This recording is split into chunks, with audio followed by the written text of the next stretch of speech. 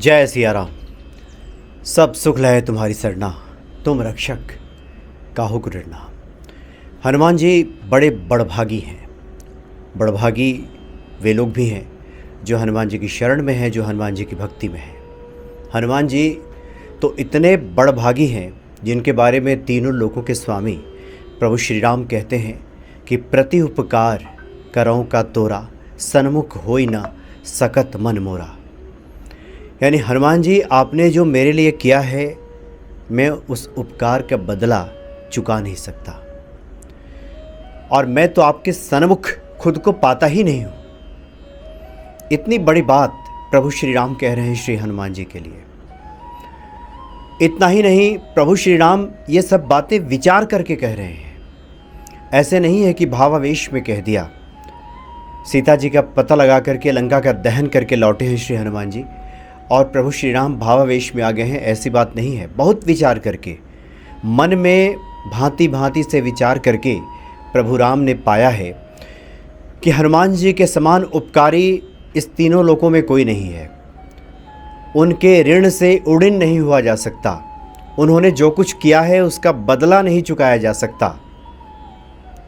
सुनु सुत तो ही उरिन मैं नाही, देखऊं करी विचार मन माही।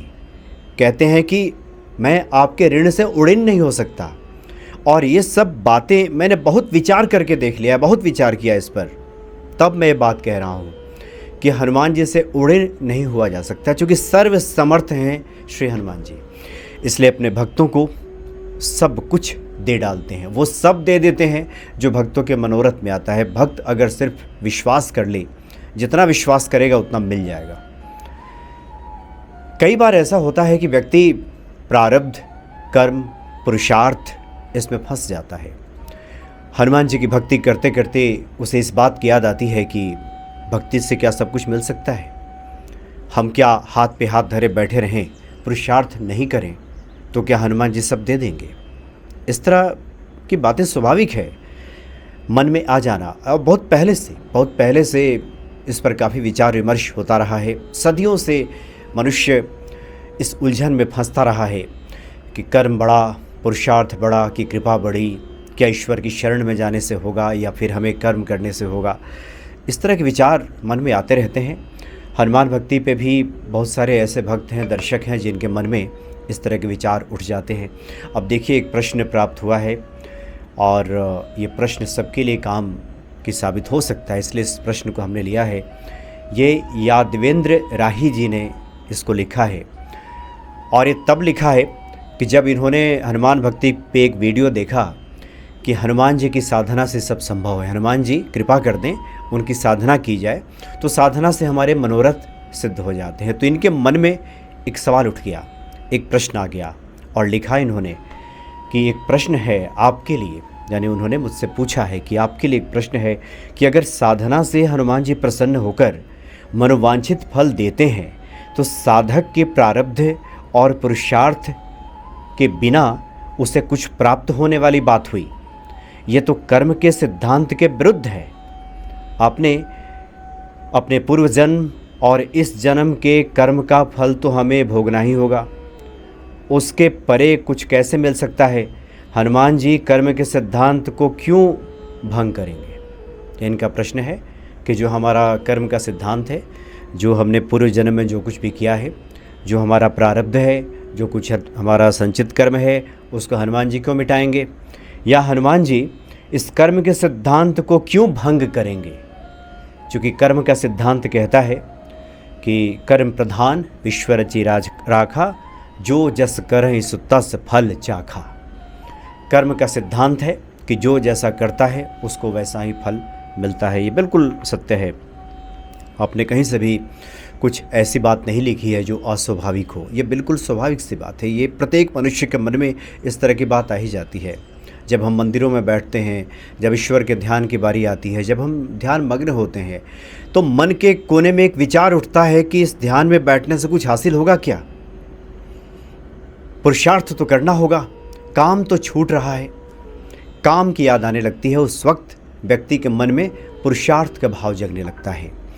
और बहुधा ये होता है कि जब पुरुषार्थ की बारी आती है, जब काम करने की बारी आती है, तो फिर उसे लगता है कि जो हम पुरुषार्थ कर रहे हैं, जो काम कर रहे हैं, उससे क्या हासिल हो जाएगा, या भाग्य में जो लिखा है वो मिलेगा। तो इस तरह की जो डमाडोल मनस्थिति होती है, उससे लगभग हम सभी कभी ना कभी गुजरते ही हैं। कभी भाग्य, कभी प्रारब्ध, कभी कर्म, कभी कृपा, इसमें व्यक्ति उलझा रहता है। जबकि बिल्कुल यह स्पष्ट है, बिल्कुल साफ है। क्योंकि जिस कर्म की प्रधानता की बात गीता का उदाहरण देकर बताया जाता है, उस गीता में भगवान श्री कृष्ण ने कर्म मार्ग के साथ साथ अन्य मार्गों की भी चर्चा की है, जिसमें ज्ञान मार्ग भी है, भक्ति मार्ग भी है।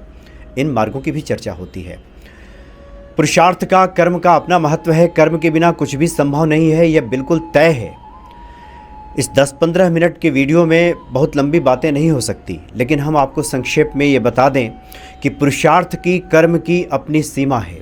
आपकी जो योग्यता होगी, आपका जो शारीरिक बल होगा, आपके सामने जो जिस प्रकार की चुनौतियां सामने आई हैं, आप जिस देश में, जिस काल में, जिस परिस्थिति में रहते हैं, जैसे मौके आपको उपलब्ध होंगे, उस अनुरूप आप पुरुषार्थ करेंगे, उस अनुरूप आप कर्म करेंगे। तो पुरुषार्थ की, कर्म की एक सीमा है।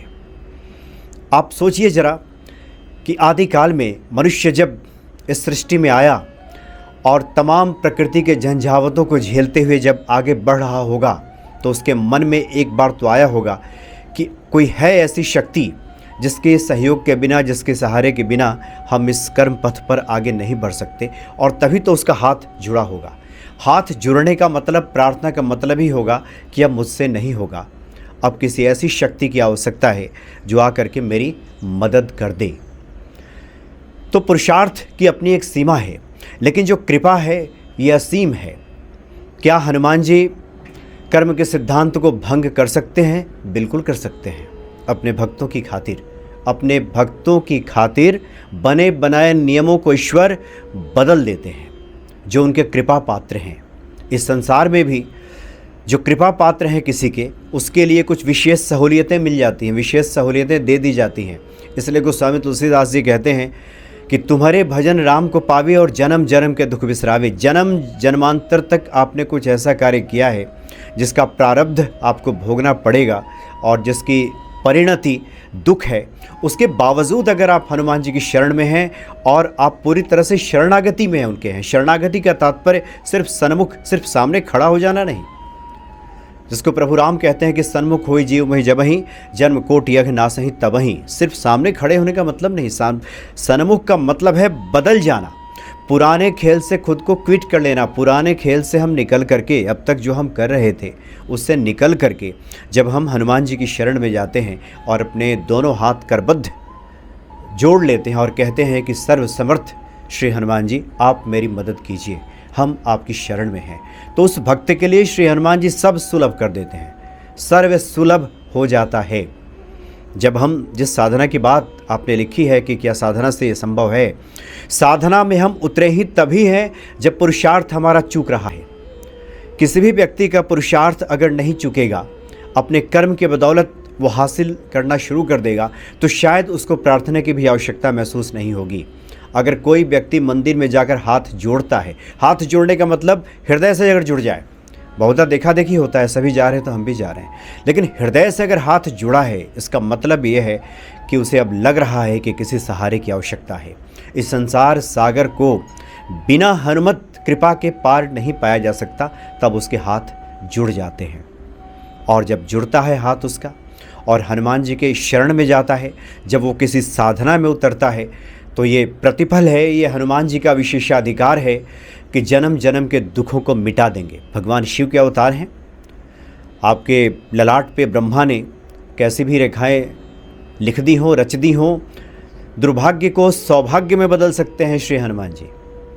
इसीलिए इस तरह के विचार मन में आना कि क्या प्रारब्ध मिट जाएगा, हम कर्म नहीं करेंगे तो क्या होगा, नहीं, बिल्कुल आप कर्म करेंगे।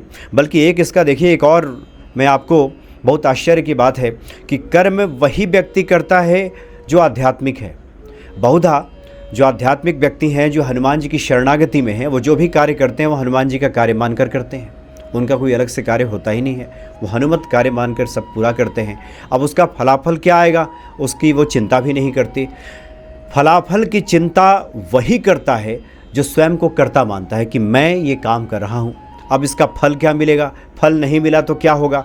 इस सोच विचार में बहुधा लोग हाथ पे हाथ धरे बैठे रह जाते हैं। इसलिए जो हनुमान जी के भक्त हैं, पहला सत्य तो ये है कि वो हाथ पे हाथ धरे बैठते ही नहीं हैं।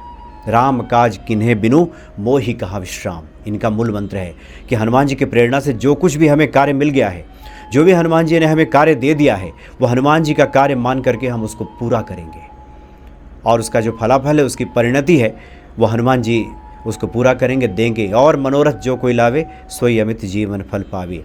इसीलिए प्रारब्ध, नियति, संचित कर्म, इसकी बात की गई है कि व्यक्ति को अवश्यमेव भोगना पड़ता है। लेकिन यहाँ बात हो रही है शरणागति की, कि जो हनुमान जी की शरण में चला गया है, जिसका अब कुछ भी शेष नहीं बचा, उसके पास अब अपना कुछ शेष नहीं है, वो जो है सब हनुमान जी का है। तो जैसे ही हम शरणागति में जाते हैं तो ये हनुमान जी का विशेषाधिकार है कि वो उसके जन्म जन्मांतर के दुख को नष्ट कर देते हैं, उसके सभी कार्यों को संपन्न कर देते हैं, सफल कर देते हैं। और साफ शब्दों में कहें कि कर्म सिद्धांत, कर्म के जो नियम है उसको नियमों को भी तोड़ डालते हैं। कर्म सिद्धांत, कर्म के नियमों के परे जाकर भी हनुमान जी अपने भक्तों को दे डालते हैं। इसलिए स्वाभाविक सी बात तो है कि मन में इस तरह के विचार आएँ, लेकिन जो भी हनुमान जी के भक्त हैं उनकी सर्व समर्थता से अगर परिचित हैं, चूँकि ईश्वर सर्व समर्थ है।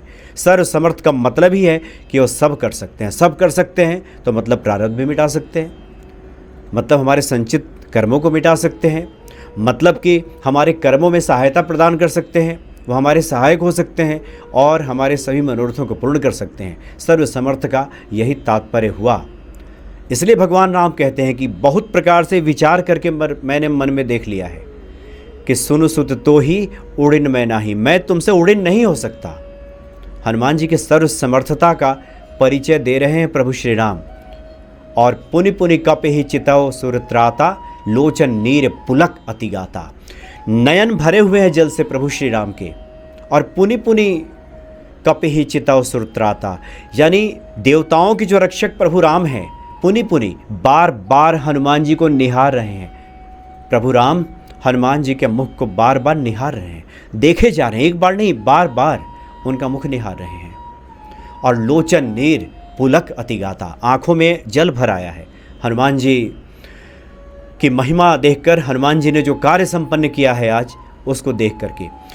तो तीनों लोकों के जो स्वामी हैं वो स्वयं कह रहे हैं कि सर्वसमर्थ हनुमान जी से मैं उड़िन नहीं हो सकता, मैं आपका बदला नहीं चुका सकता। आपने जो उपकार किया है उस उपकार के बदले में मैं आपको क्या दूं, कुछ दे नहीं सकता, इसलिए मैं आपका ऋणी हूं, मैं आपका कर्जदार हो गया हूं। ऐसी बातें प्रभु श्री राम हनुमान जी के बारे में कह रहे हैं। इसलिए जो भी भक्त हनुमान जी की शरण में हैं वो इस चिंता को छोड़ दें कि उनका प्रारब्ध कैसा रहा, उनका संचित कर्म कैसा है, वो क्या थे क्या नहीं थे। अब एकमात्र सत्य यही है कि हम हनुमान जी की शरण में हैं, और शरणागति की रक्षा करना ये ईश्वर का धर्म है, ईश्वर का कर्तव्य है, ईश्वर का स्वभाव है। प्रभु श्री राम का वचन है कि जो हमारे शरण में आ जाता है, जन्म कोटि यज्ञ ना सही तबही, करोड़ों जन्मों के पापों का मैं नाश कर देता हूँ। कैसा भी प्रारब्ध हो, कैसा भी दुर्भाग्य हो, वो सौभाग्य में तब्दील हो जाएगा। इसलिए इस फेरे में पड़ने की आवश्यकता नहीं है कि प्रारब्ध से दुख मिल रहा है तो दुख ही मिलेगा, ऐसा बिल्कुल नहीं है। हनुमान जी की शरण में जाकर देखें, हनुमान चालीसा का पाठ करके देखें, हनुमान जी को बूंदी का प्रसाद चढ़ा कर देखें, हनुमान जी के दर्शन करके देखें, हनुमान जी को निरंतर सुमिरन करके देखें, उनका ध्यान करके देखें, उनका मनन, उनका चिंतन करके देखें। जन्म जन्म के दुख बिसरावे, वो जन्म जन्म के दुख मिटा देंगे श्री हनुमान जी। इसलिए इस तरह के मन में सवाल आए हैं तो विचलित होने की आवश्यकता नहीं है। जो हमारा निर्धारित कर्म है, जो कार्य है, उसको करते रहें और साथ ही हनुमान जी के शरण में बने रहें। आपके कार्य स्वयं सिद्ध कर देंगे। ते ही के कार्य सकल शुभ सिद्ध करें हनुमान। ये हनुमान जी की ड्यूटी है, हनुमान जी की जिम्मेवारी है। हनुमान जी की कृपा है कि आपके सभी कार्यों को सिद्ध कर देंगे श्री हनुमान जी। जय सिया राम।